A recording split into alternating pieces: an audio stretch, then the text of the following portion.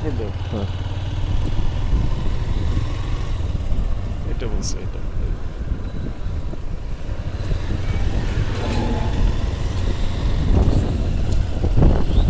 এটা খুব সুন্দর আসলে দুই পাশে গ্রিন এবং মাঝখানে রাস্তা একটু খারাপ বাট অসাধারণ খুবই সুন্দর একটা জায়গা কালকে আর একটু বেরো লেগেছে আজকে ট্রাফিকের জন্য তেমন ভালো লাগছে না সো আমি আর আমার মিসেসকে নিয়ে আজকে বের হয়েছি একটু ঘোরার জন্য